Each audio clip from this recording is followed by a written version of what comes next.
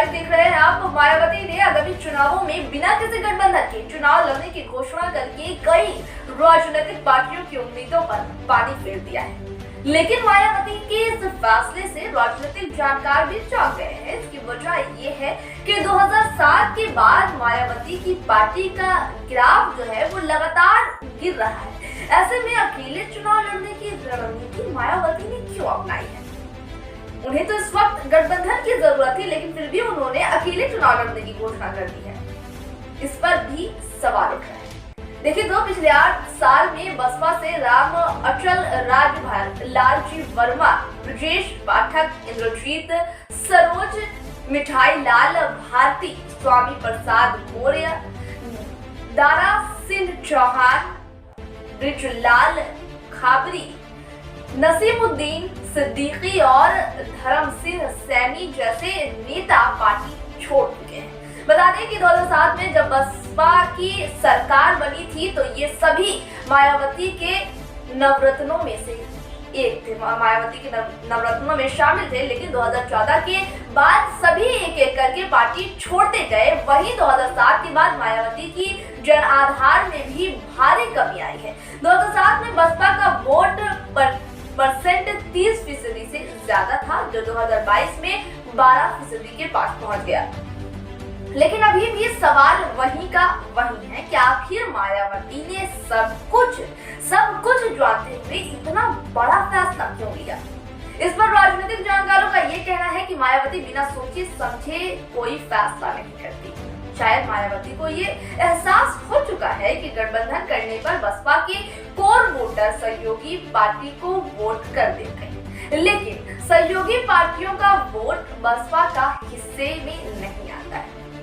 देखें तो लोकसभा चुनाव, अगर लोकसभा चुनाव की बात करें तो लोकसभा चुनाव 2019 में बसपा और सपा का गठबंधन था।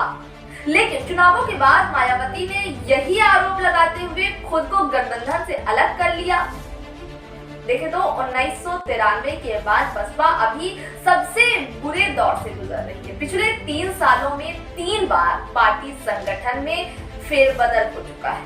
इसके बावजूद बसपा का कोर वोटर्स उसके साथ है। दरअसल यूपी में जाटव समुदाय बसपा का कोर वोटर्स माना जाता है, जिसकी आबादी करीब 12% है। 2022 के चुनाव में भले मायावती की पार्टी सिर्फ 1 सीट जीती, फिर भी कोर वोटर्स उनके साथ ही रहे। ऐसे में मायावती अपने कोर वोटर्स के बूते 2024 और 2027 के चुनाव में एक अकेला चलना चाहती है। इसके साथ ही मायावती साइडलाइन लगे मुस्लिम नेताओं को अपना रही है। बता दें कि भुट्टो जमाली, इमरान मसूद और शाइस्ता परवीन, ये वो नाम है जो कभी यूपी में मुस्लिम पॉलिटिक्स का चेहरा रहे। लेकिन 2019 के बाद से ही साइडलाइन चल रहे हैं। मायावती ने इन तीनों नेताओं को पिछले दिनों पार्टी से जोड़ा है। मुस्लिम नेताओं के अलावा मायावती की नजर यूपी के पाल वोटरों पर भी है। पिछले दिनों मायावती ने विश्वनाथ पाल को प्रदेश अध्यक्ष की जिम्मेदारी सौंपी थी। यूपी में करीब 2% पाल वोटर्स हैं, जो ब्रिज और रोहिलखंड में काफी प्रभावी माने जाते हैं। यानी कि मायावती ने अगर अकेले चलने की रणनीति बनाई है तो उनकी सोची समझी रणनीति है। सवाल तो उठ रहे हैं कि आखिर मायावती ने ऐसा क्यों किया है, लेकिन कहीं ना कहीं से सोची समझी रणनीति मानी जा रही है। देखना यह है कि मायावती अपनी रणनीति में कितनी सफल होती है।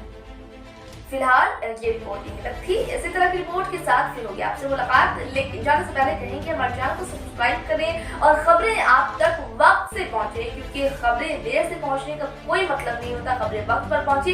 इसके लिए बेल आइकन को दबाना बिल्कुल भी ना भूलें और अपनी राय दी। मायावती ने ये जो ऐलान किया है, ये जो घोषणा की है अकेले चलने की, अकेले चुनाव लड़ने की, इस पर आपकी क्या राय है, ये हमारे कमेंट्स बॉक्स में जरूर बताएं। नमस्कार, धन्यवाद।